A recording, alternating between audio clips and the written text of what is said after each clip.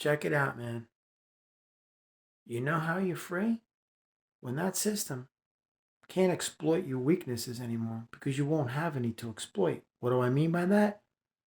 You're not going to be addicted to anything or obsessed over anything or transfixed on anything or preoccupied on anything of a negative nature anymore, because that is how they control you, through your addictions and your weaknesses. That's what they manipulate, that's what they exploit, and that's how they control you. Why do you think people gravitate towards acts and scenes of violence? Because they're programmed to. They're dialed in on that frequency. It's like piranha waiting for an injured fish to just swim along, and they will just pick that thing to the bone. Contrary to popular belief, if you enter the water with piranha, they will not attack you.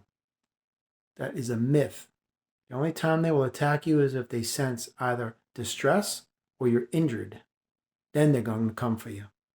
And they come hard, and they're going to pick you right to the bone. And that's exactly what happens here.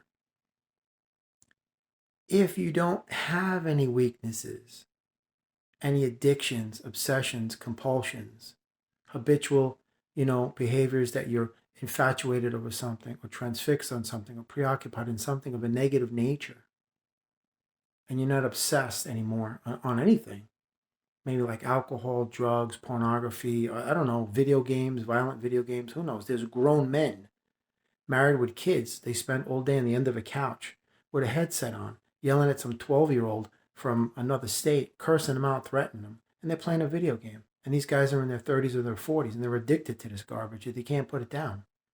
At the sacrifice of destroying their marriage and their family, they don't care because they're just checked out.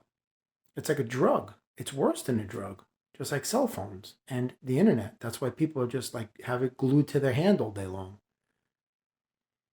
If you are impervious to their attempts to control you, then you're free. That is the end game.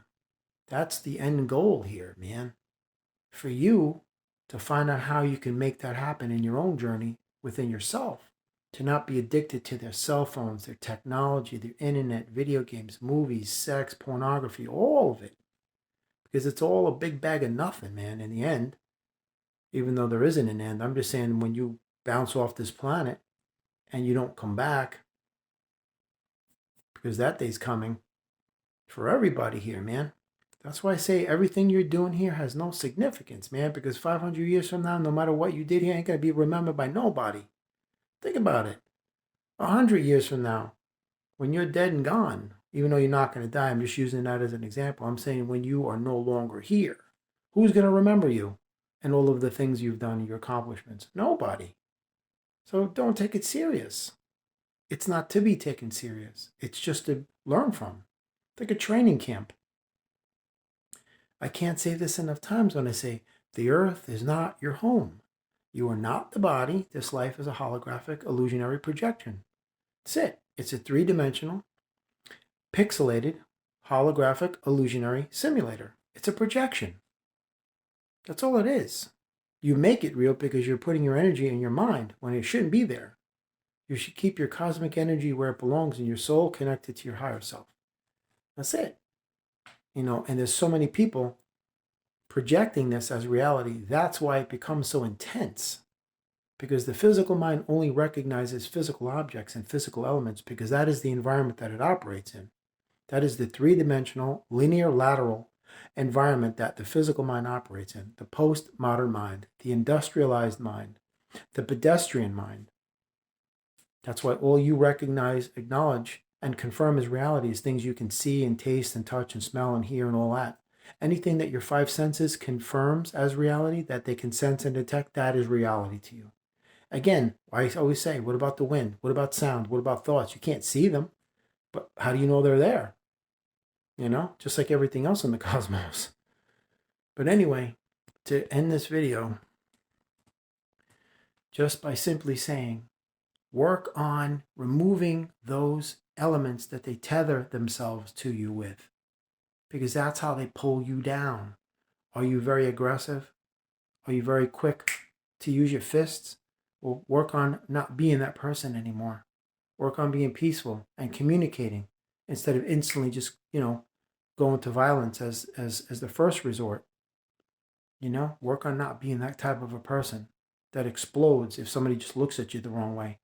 Work on not drinking anymore, or smoking, or doing drugs, or being addicted to porn, or whatever it is. Violent video games, watching violent movies. Every energy must be expressed to its fullest potential, either in the physical or the non-physical. No energy that has ever been created by God was ever intended to be suppressed and internalized. That's where your disease comes from. You have to not do that. But if you inadvertently find yourself absorbing energy from an external source and repressing it, it's always best to bring it to the surface, address it, heal it, and release it the best way that you can. Especially when you're a kid, when you're absorbing and being subjected to the most hostile abuse from your family, and especially when you go outside and kids are brutal. They're just carbon copies of their parents. It's just a cycle of violence that continues throughout the generations. But that's where you will probably suffer your most abuse. And unfortunately, when you're a child, it leaves indelible impressions. And your childhood is the foundation upon which the remainder of your life is built upon. So you carry those emotional wounds with you. And then you internalize them, you repress them, you suppress them, and pretend they don't exist. Until one day in your 30s, boom, you're a wreck. Because all those people telling you're stupid, you're ignorant, you're nobody, you're ugly, you're dumb, you'll never amount to anything, you don't have what it takes, you're an idiot, you're a bum, you're a loser, you're a moron, you're nothing, you'll never amount to anything, you'll never make anything of yourself. They lied. They all lied. But the one thing that they did do was they managed to inflict emotional trauma in you, and you carry it, and that lowers your vibration. And also, unfortunately, since you allowed them to assimilate, since you allowed them to project their energy and you assimilated it, that caused you to have your life go on a completely different tangent than what was intended by the divine. So now you're going down a different path because that abuse forced you off your righteous path, so to speak, your soul purpose path, and now you're on something else. And then you have to live out that reality to its fullest, because every energy must be expressed to its fullest potential in the physical or the non-physical. This is a cathartic process. Catharsis is the process of releasing emotions and feelings and everything else.